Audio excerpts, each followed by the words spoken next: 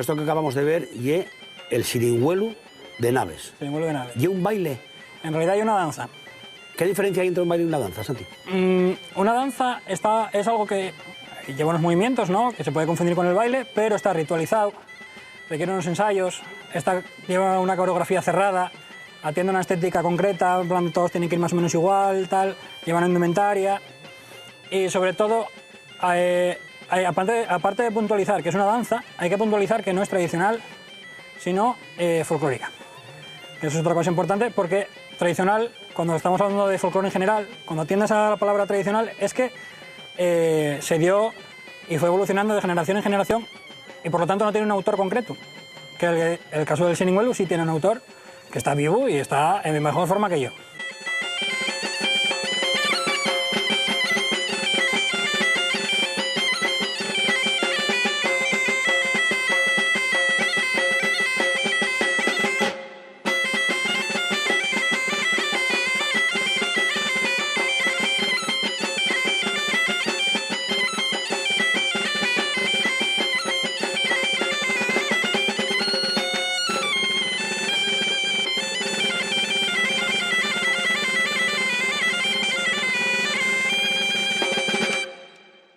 El Xirigüelu es una danza que se creó en los años 70, más o menos.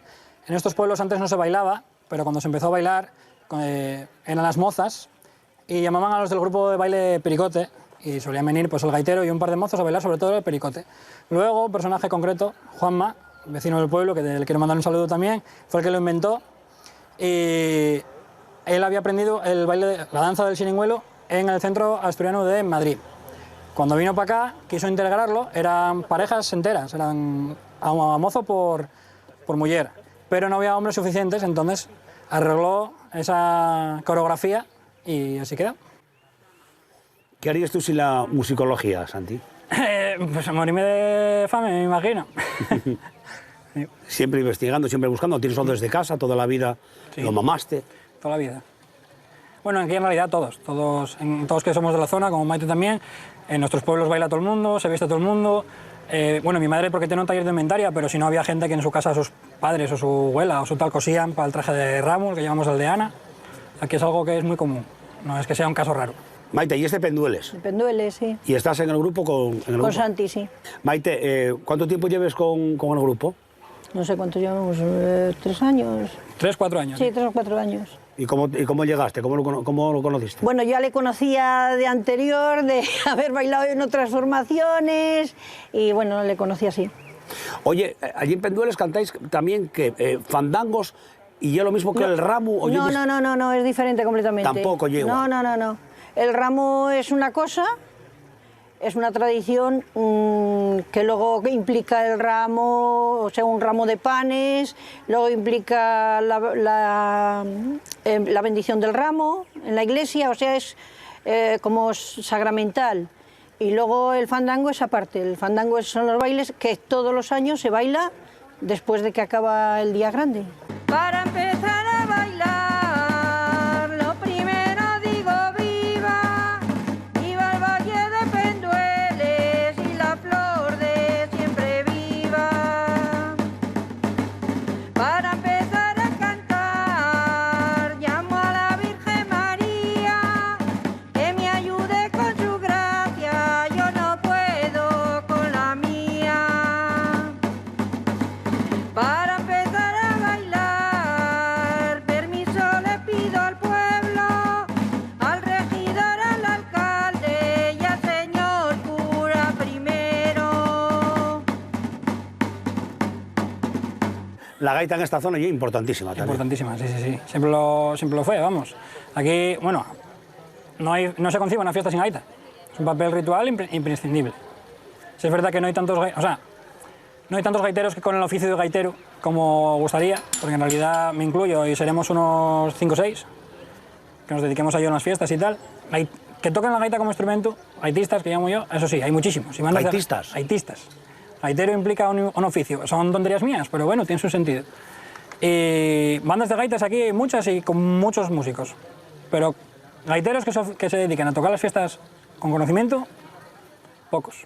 Los gaiteros señanes es algo muy curioso, que pasa en otros lados, ¿no? Porque a la hora de aprender, aprenden de oído, ¿no?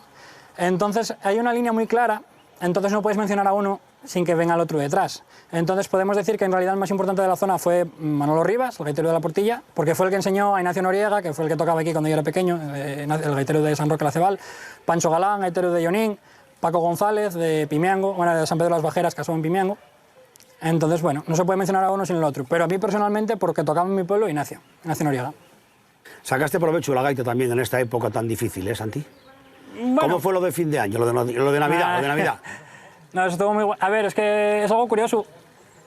Y lo vemos sobre todo los que nos dedicamos, que yo en menor medida, los que nos dedicamos a ir a entrevistar a gente mayor para aprender de estas cosas antiguas. Y yo que convivo con mi abuelo, siempre viví con él. Y él siempre me decía la coña de, yo nunca toqué la gaita, yo nunca bailé y tal. Y ahora de repente, acuérdase. Entonces, sabiendo que se acordaba, para hacer la felicitación en las redes, que esto que se hace ahora, pues pusimos ahí el tambor delante. ¿Y tocó el tambor? Vamos a tocar una. Ahí tocamos un villancico, bueno.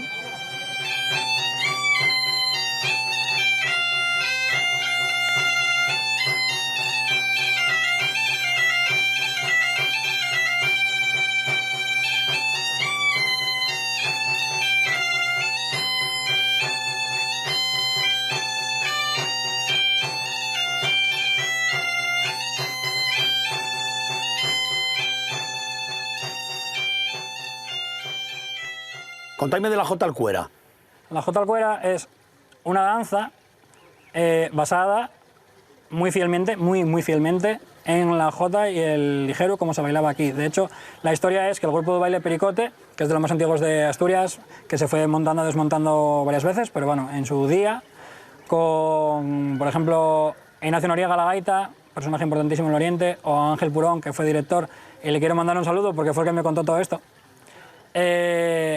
Fueron con un señor mayor a que les enseñara, un señor de Parres concretamente, Parres de Llanes, y les enseñó cómo se bailaba la jota y lo ligero. Luego lo arreglaron para una representación escénica, que fue lo que quedó como Jota Alcuera danza.